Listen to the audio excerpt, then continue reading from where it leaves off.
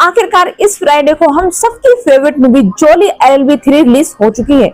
इसको देखने के लिए लोगों की भीड़ लगी हुई है। आखिरकार ये मूवी मैंने भी देख ली है, तो चलिए इसको फुल एक्सप्लेन करते हैं। पर एक्सप्लेन करने से पहले मैं आपको कुछ बातें बता दूं, क्योंकि इसकी ओरिजिनल इमेज अभी तक इंटरनेट पे अवेलेबल नहीं है। कुछ इमेजें अवेलेबल थी, उसी को मैंने रिपीट बाय रिपीट किया है और मूवी को फुल एक्सप्लेन किया है। एक्सप्लेन करते समय मुझसे किसी प्रकार की गलती हो जाए या नाम का सही उच्चारण ना ले पाऊं, तो उसके लिए मैं पहले से ही आपसे माफी मांगती हूँ। तो चलिए स्टार्ट करते हैं। ये कहानी राजस्थान के बीकानेर के एक छोटे से गांव परसुल गांव के आसपास घूमती है, जहां एक गरीब किसान राजा राम सोलंकी अपनी जमीन खो देता है। राजा राम सोलंकी अपनी विधवा बहू के साथ कलेक्टर ऑफिस पहुंचता है और वहां पे अपनी जमीन का ब्यौरा देता है।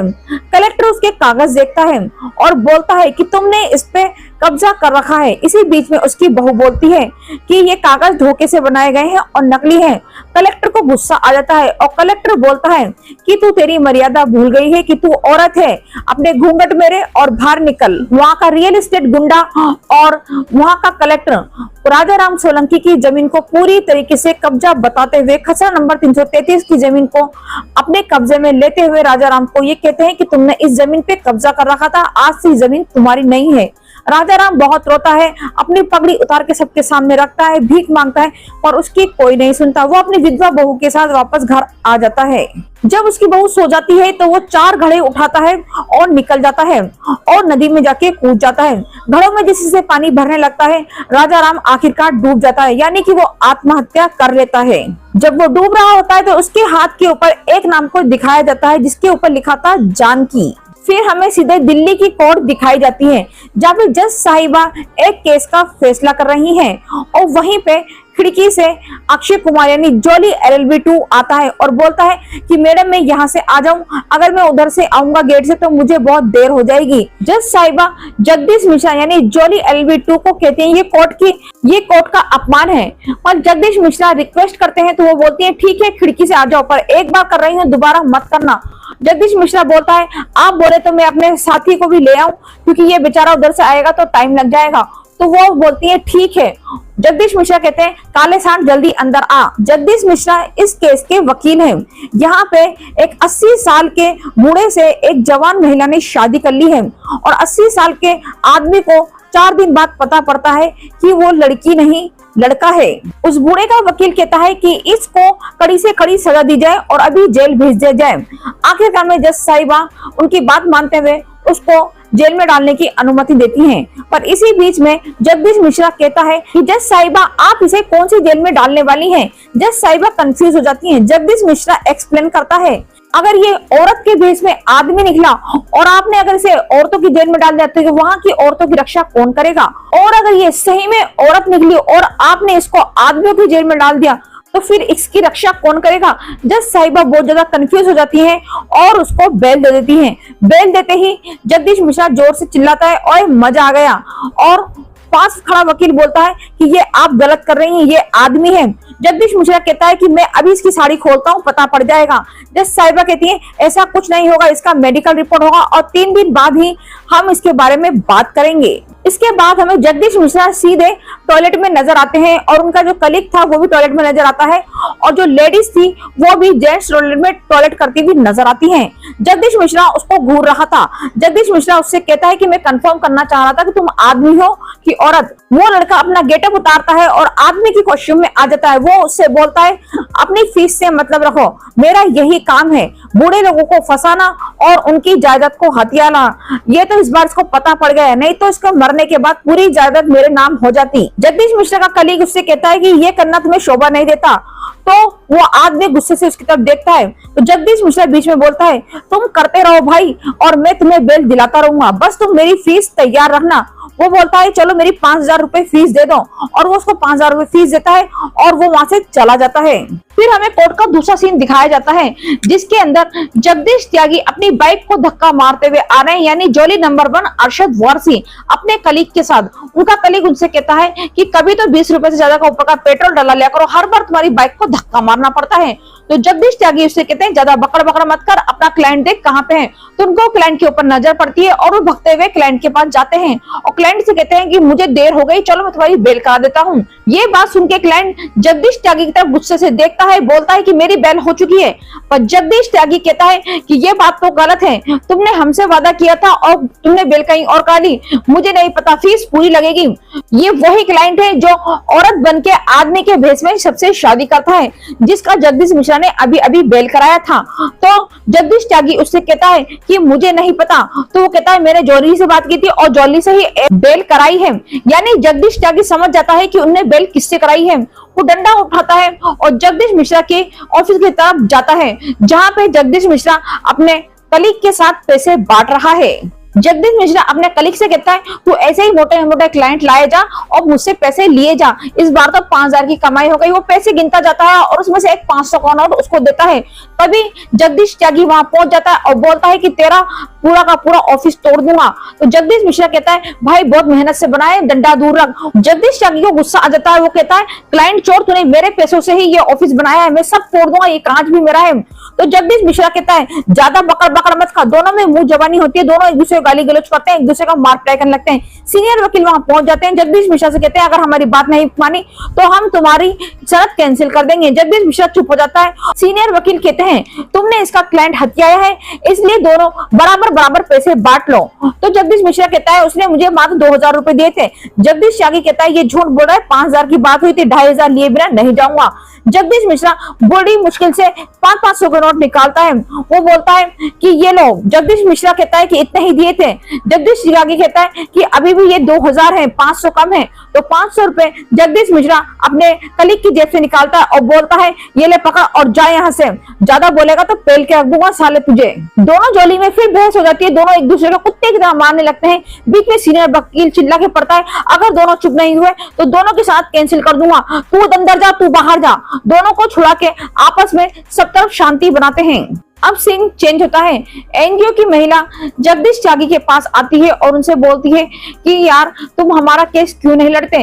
जगदीश मिश्रा कहता है फोकट में मेरा भेजा खाने आ गई। वो अपनी बीवी संध्या यानी अमृता राव की तरफ देखता है, वो भी एक एनजीओ में काम करती है। तुम्हारी बीवी बहुत मेहनती है। जगदीश त्यागी बड़ा खुश होता है। जगदीश त्यागी उससे बोलता है कौन से केस की बात कर रही हो। वो बोलती है 40 गांव वाले हैं पर उनके पास पैसा 1 रुपया भी नहीं है और उन्हें पिटीशन दायर करनी है। जगदीश मिश्रा पहले तो मना कर देता है पर उसके दिमाग में एक खुराफाती आइडिया पनपने लगता है। वो बोलता है सुबह 10 बजे इन 40 लोगों को कोर्ट भेज देना और इनसे बोलना सिर्फ जोली से ही बात करें और किसी और वकील से बात ना करें, यानी कि मुझसे ही बात करें। सीन चेंज होता है, कोर्ट का दृश्य दिखाया जाता है। वहां पे जोली मिश्रा यानी अक्षय कुमार पहुंच चुके हैं और अरशद त्यागी यानी जोली त्यागी अभी तक नहीं पहुंचे हैं।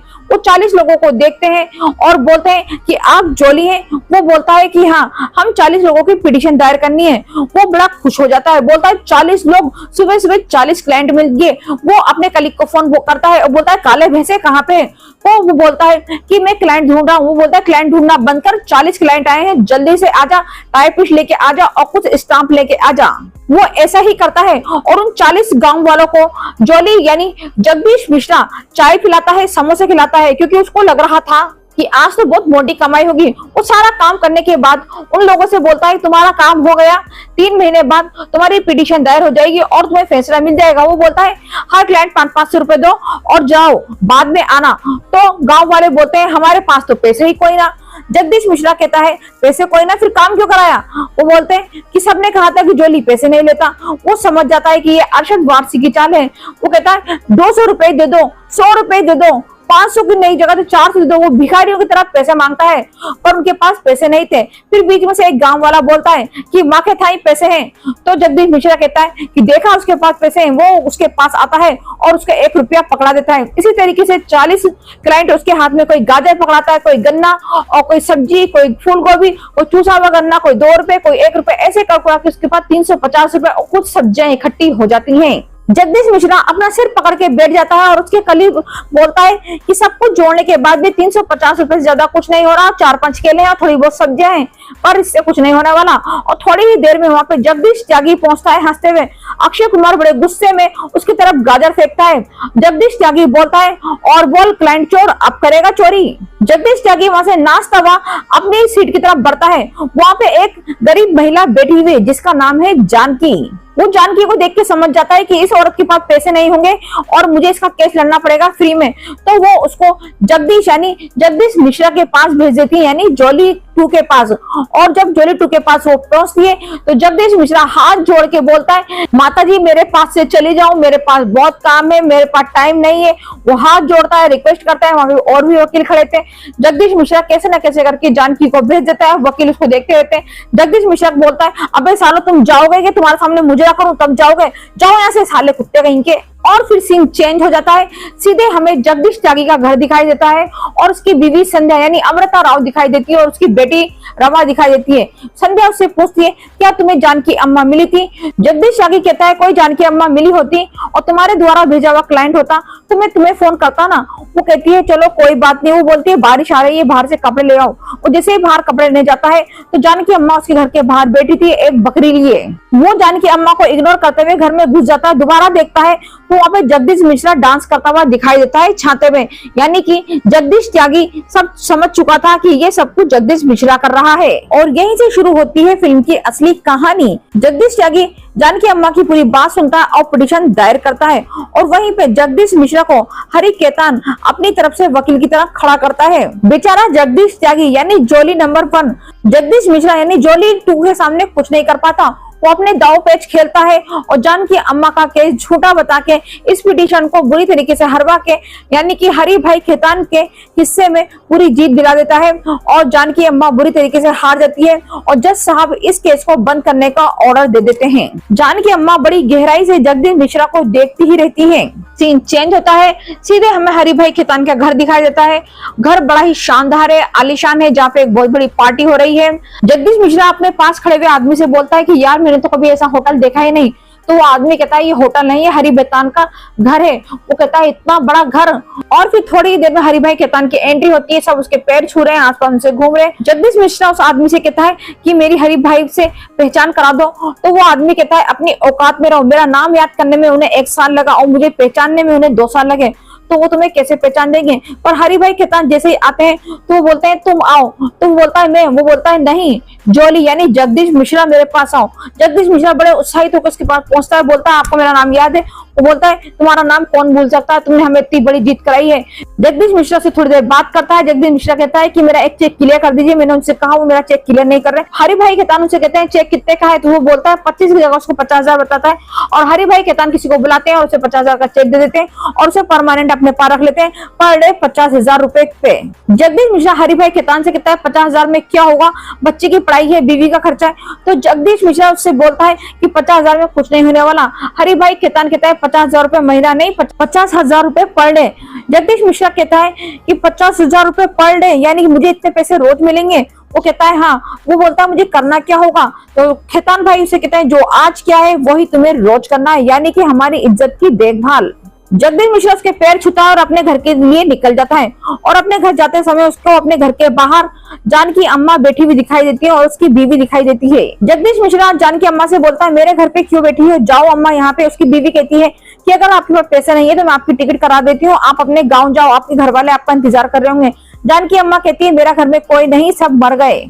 जगदीश मिश्रा उसकी तरफ बड़ी गौर से देख रहा होता है। जानकी अम्मा अपना फ्लैशबैक सुनाना शुरू करती हैं। वो अपना फ्लैशबैक सुनाती हैं और बताती हैं कि किस तरीके से उनके पति ने आत्महत्या करी और किस तरीके से उनके पति के नाम उनकी बहू के साथ जोड़ा गया, किस तरीके से हरि भाई खेतान का 10 लाख का चेक उन्होंने फाड़ के उनके मुंह पे फेंक दिया था। और हरि भाई खेतान इस बात से गुस्सा हो गए और उन्होंने उनकी बहू और उनके पति यानी जो कि नहीं है उनके ऊपर गलत आरोप लगाए। इस आरोप को सुनने के बाद उनकी बहू ने आत्महत्या कर ली। वो अपनी पूरी आप बीती जगदीश मिश्रा को सुनाती हैं। जगदीश मिश्रा गुस्से से हरि भाई खेतान के ऑफिस पहुंचता है और बोलता है कि तूने मुझे पूरी बात क्यों नहीं बताई तो वो आदमी उससे बोलता है जितनी तेरी औकात की उतना तेरे को बताए। हरि भाई खेतान ऊपर से देख लेते हैं और जगदीश मिश्रा का हाथ पकड़ के अंदर लाते हैं और उसे एक ऑफिस दिखाते हैं कि ये तेरा ऑफिस है। जगदीश मिश्रा कहता है कि मुझे ऑफिस नहीं चाहिए।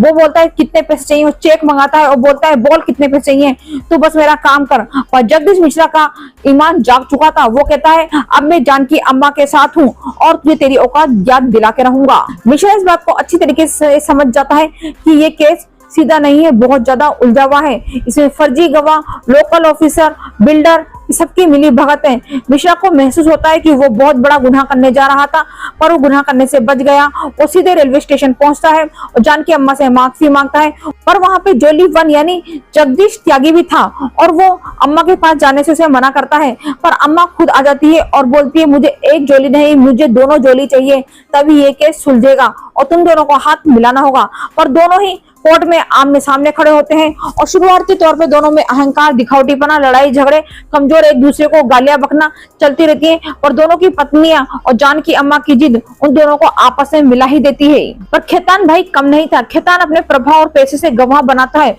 लोकल अफसरों को साथ लेता है और बीकानेर टू बोस्टन जैसे बड़े प्रोजेक्ट को आगे बढ़ाने की कोशिश करता है ताकि गाँव की जमीन उसके पास चली जाए। मामला राजनीतिक और आर्थिक दबाव तक पहुंच जाता है। दोनों ही जोली गांव में खड़े हैं और वहां पे बोल रहे हैं कि 24 घंटे के अंदर अंदर हमें गांव खाली करना होगा। अगर हमने गांव नहीं खाली किया तो हमें सेना के द्वारा इस गांव को खाली कराया जाएगा।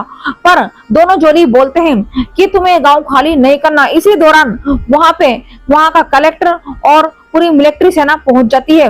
मिश्रा गांव वालों से बोलता है कि अपनी अपनी जेबों से अपने अपने हथियार निकालो यानी अपने मोबाइल निकालो और तान दो इन लोगों के ऊपर, एक एक चीज को रिकॉर्ड करो। फिर क्या होता है, वहां पे एक शूटर पहुंच जाता है और वहां के अफसर को गोली मार देता है जिसके कारण पूरी सेना गांव वालों पे हमला करने लग जाती है और बुरी तरीके से सबको घायल कर देती है। और मिश्रा उस शूटर के पीछे भागता है पर उस शूटर को वहां का ही कोई लोकल गुंडा गोली से मार देता है।